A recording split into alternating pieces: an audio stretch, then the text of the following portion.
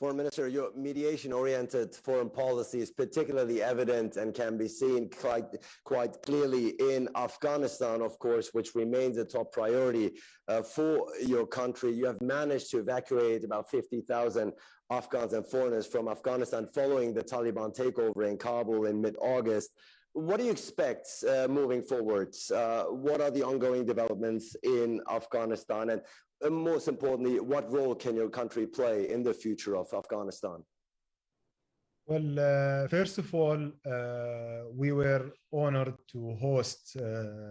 either the dialogue between the US and Taliban, and that put an end for the war over there, and also the inter-Afghan dialogue in the past few years. And unfortunately, with the situation after Taliban entering Kabul and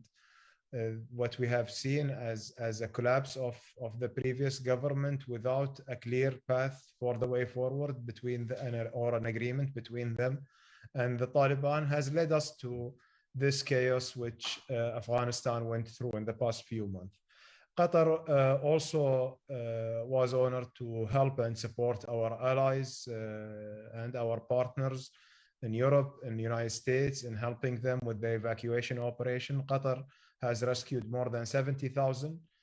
from Afghanistan in the past few months, and our evacuation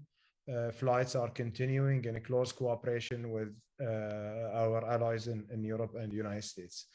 For the way forward on Afghanistan, Ali, I think the main challenge right now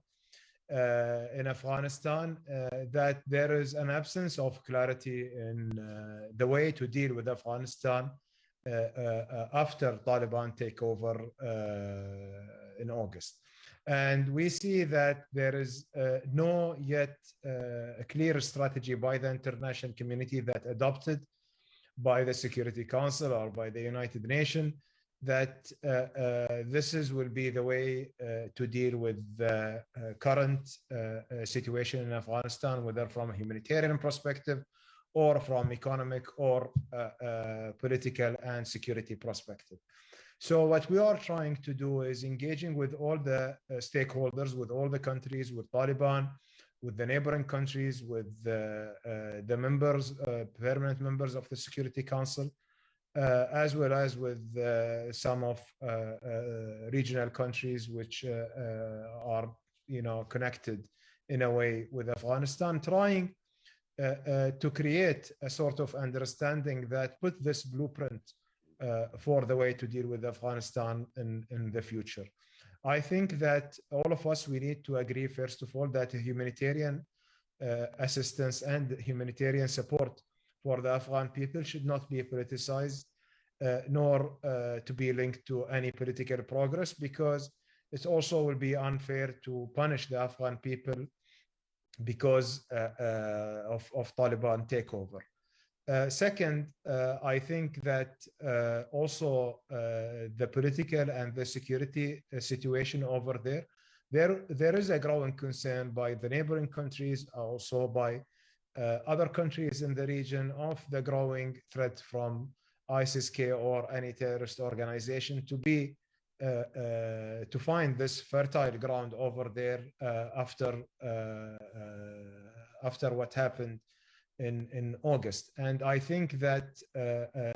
this going along with the economic sanctions and the freezing of the accounts and the current de facto government right now in Kabul are not able to pay their own people and to support their own people. This will lead to an economic crisis, which might also be a fuel for those terrorist organizations to recruit more or to use Afghanistan as a launching pad for their attacks. So that's why we are trying to urge all our partners in the international community to address this matter in a way that not waiting for the consequences of the fall of Kabul